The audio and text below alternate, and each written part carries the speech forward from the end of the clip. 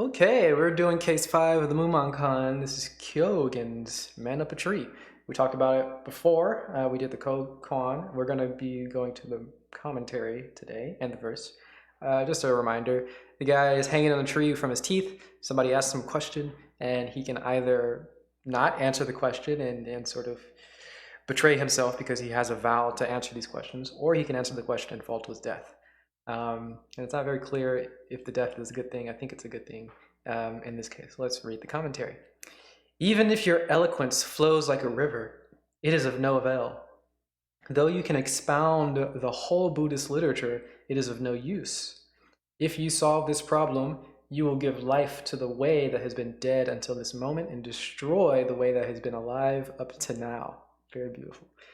Otherwise, you must wait for Maitreya Buddha and ask him. All right, this is amazing. I think I'm a fan of this. I'm not sure yet. So to give a little bit of context, Kyogen is a well-studied Zen master. This is something that is known about him. He's well-studied. So we are trash talking him right now. Mumon is trash talking him. He's saying your eloquence flows like a river. It is no avail. You can talk a lot, but you ain't going to get anywhere. Though you can expound the whole literature, it is of no use. This is something, I think it's called, crap.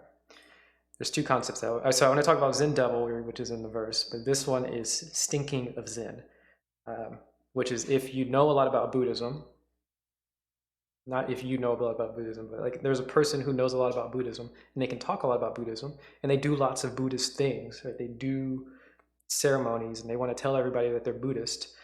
They hold up their finger all the time, essentially. They're doing the Buddhist things.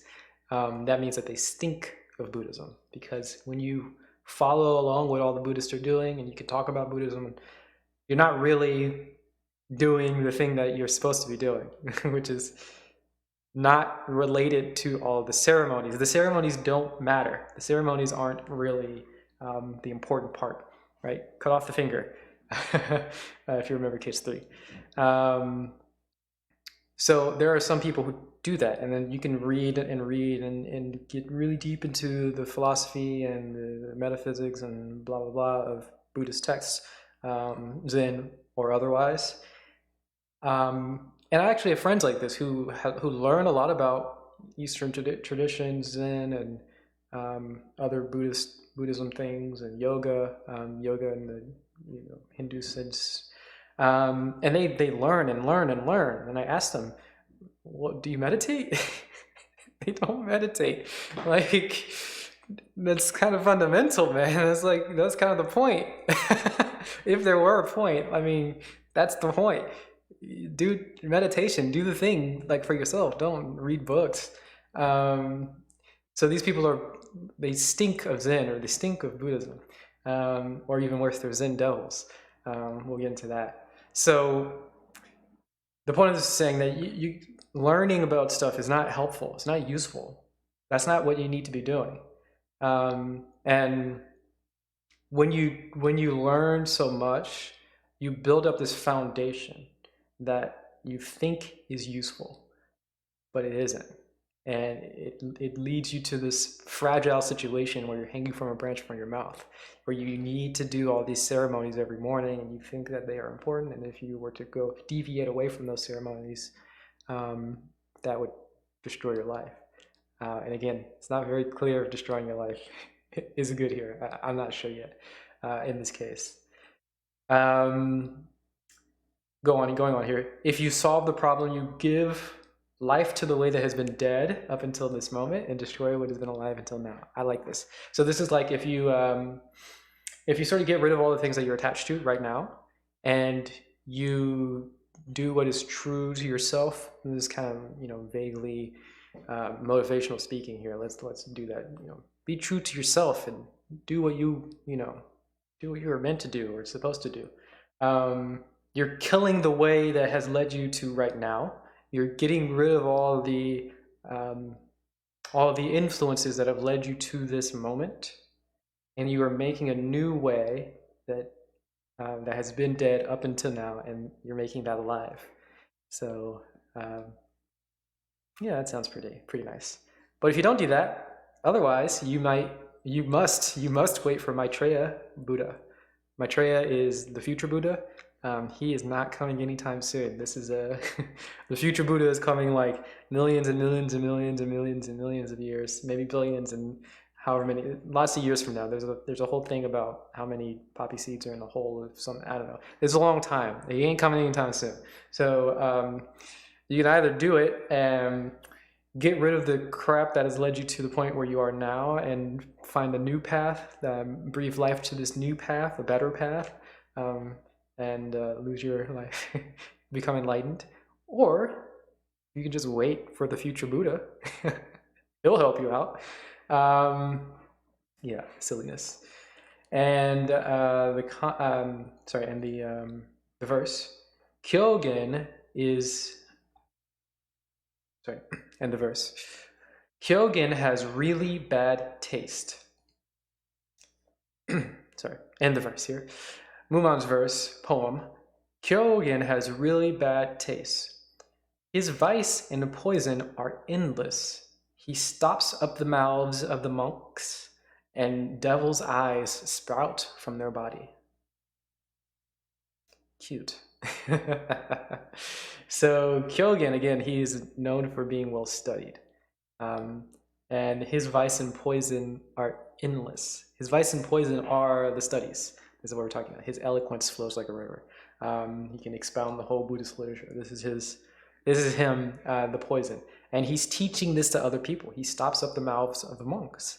So he's giving it to other monks to do the same thing, right? And the devil's eyes sprout from their bodies.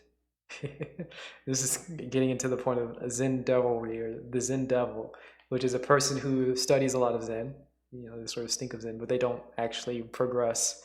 They don't actually, essentially, they're not meditators. If you're a person who studies a lot but you don't meditate, it's not quite that simple, but you know, that's what we're going to stick with. If you're not actually making any spiritual process, you're not even trying to make any sort of spiritual process. I don't even know what that means, to be honest, but we're just going to say meditating. If you're not meditating, but you're doing a lot of study, you're a Zen devil. And that's a bad thing. And Kyogen is doing this to other people. He's building up all of these, he's building up these rituals, he's building up the literature of Zen, all these things that he's attached to. But then somebody just asks him the meaning of Zen, you know, why did Bodhidharma come from the West? He can answer it. He can answer it honestly. He can really deeply answer it. But if he does that, he has to let go of all of the Buddhism that he has, and he will become enlightened. Or he can not answer it, and he can stay attached to all of the Buddhism that he's built up over the years. He can stay attached to Zen traditions and such and such and such. You're not supposed to be attached here. In any Buddhism, I don't think you're supposed to be attached. In particular, in Zen Buddhism, you're definitely not supposed to be attached. No being attached to these ceremonies and being attached to all of these things and just building this fragile structure and hanging yourself from the mouth, hanging yourself from a tree by your mouth, not a good idea. Don't do it. If you meet the Buddha, kill the Buddha. This was from the first case, the commentary from the first case. If you meet the Buddha, kill the Buddha. I don't know if I explained what different ways that could be meant, but that means if you see Buddhist things, get rid of the Buddhist things, right? You don't need to be attached to Buddhism itself. You're supposed to be attached to nothing, really. And when you're attached to nothing, you see your Buddha nature. But if you have Buddhism, or if you have concepts, kill those concepts, kill Buddhism, kill Buddha. And in the same with case 3, Gutier raises his finger. If the kid sees Gutier raising his finger, he sees the ceremonies, he sees all these attachments, he's attached to all of Buddhism. Get rid of all that stuff and see what remains. That's what you need, to let go of the tree and lose your life. But that makes it seem very clear as a good thing. I'm not so sure if it always is. Anyway, If you got some comments, leave them down below. Help me out here. I need to understand. Yeah, it'd be nice to better understand this koan and have better concepts. I need to get rid of. Have better conception of what to do in this situation when you're stuck. When you need to help somebody, but helping somebody hurts yourself, or in the same way, helping yourself gets rid of all these attachments that seem important. Like, what do you do? I don't know. I don't know what the heck you do in this situation. I know what I have done. I'm not sure if it's always right. But anyway, comments below. Thumbs up if you like it, thumbs down if you don't like it, and hit the subscribe button with a notification bell because it is very important. I am going to be doing a lot more of this stuff. You need to be attached to these videos because they are awesome. I know they are, you know they are. So keep watching, and thank you very much for joining me. I hope you have a beautiful rest of your day. Bye bye.